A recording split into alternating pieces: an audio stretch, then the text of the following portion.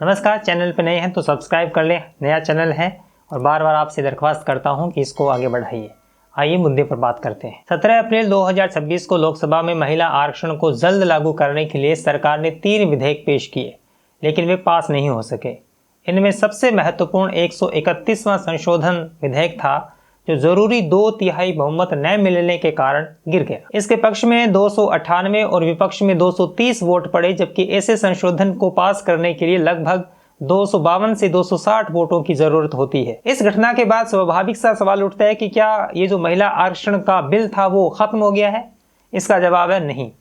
सितंबर 2030 में संसद ने नारी शक्ति वंदन अधिनियम पास किया था।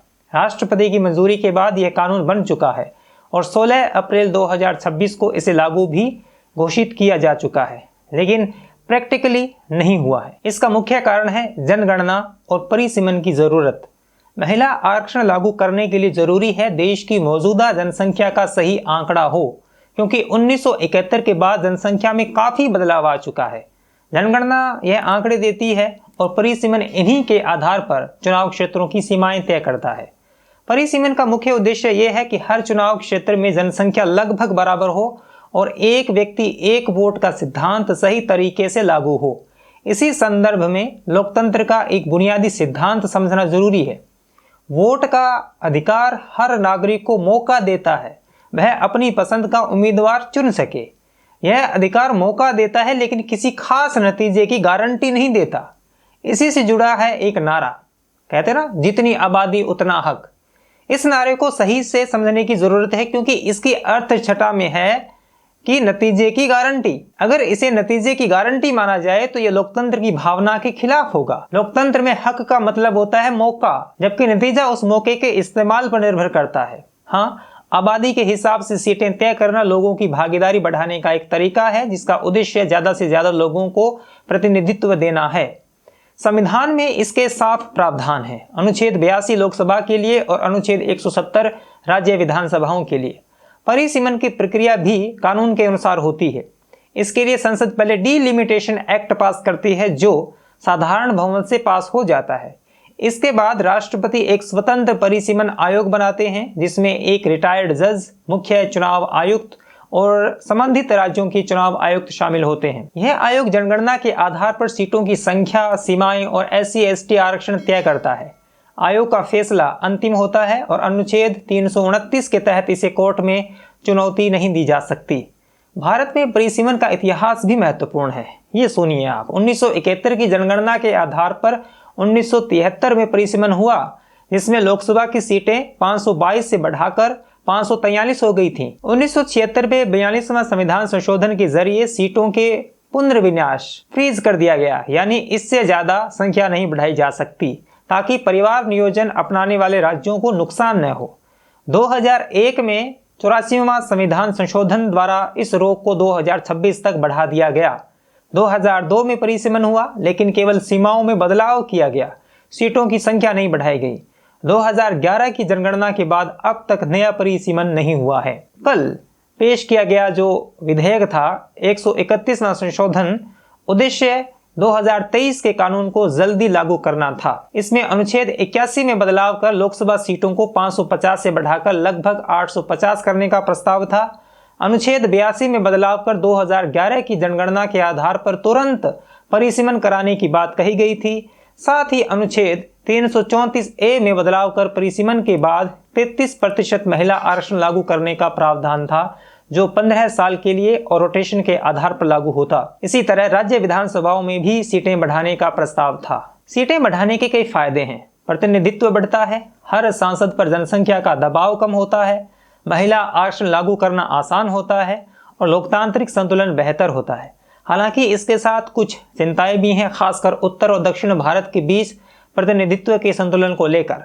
यहाँ एक व्यापक नजरिया अपनाना जरूरी है। देश को उत्तर और दक्षिण के स्थायी विभाजन के रूप में देखना लंबे समय में नुकसानदायक हो सकता है।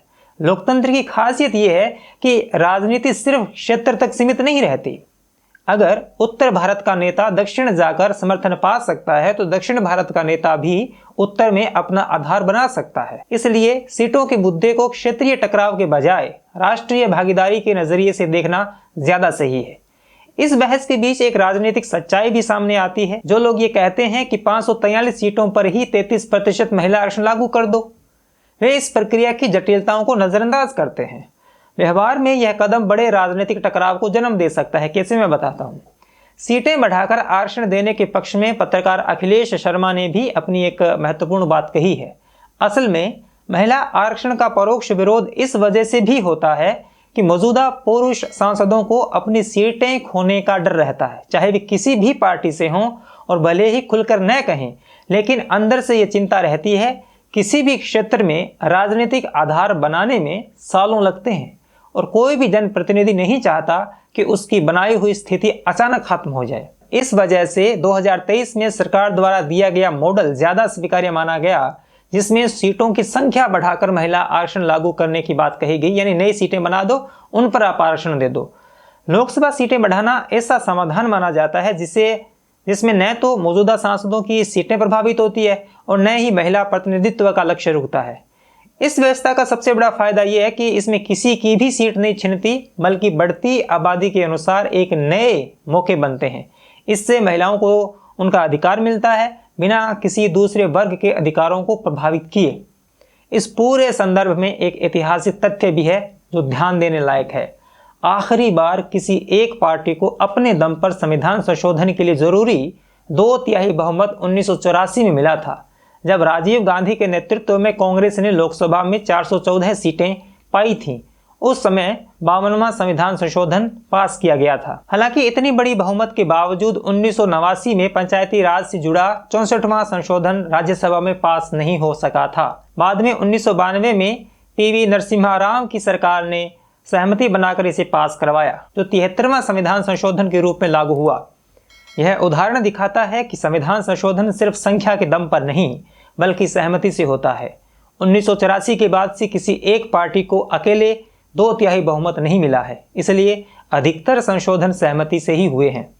एक बात कहनी है, अमित शाह गृह मंत्री रहते इतने महत्वपूर्ण कार्य कर रहे हैं जो राष्ट्र के लिए बेहद परिवर्तनकारी सिद्ध होंगे।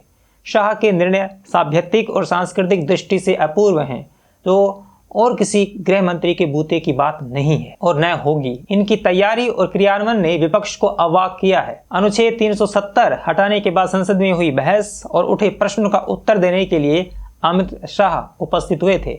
वैसा ही CAA में, मणिपुर और अन्य मामलों में हुआ। शाह बेहद तार्किक, तथ्यपरक और तीखे बोलते हैं।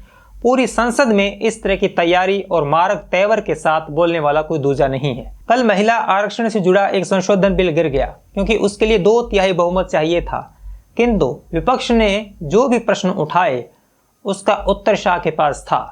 सुचिंतित तर्क के साथ धैर्यपूर्वक वक्तव्य से सदन की गरिमा बढ़ाने में अमित शाह का योगदान स्मरण रखा जाएगा। महान चिंतक मलाल ने उचित ही कहा, इस सरकार का तंबू शाह के बंबू पर खड़ा है। बहुत बहुत शुक्रिया।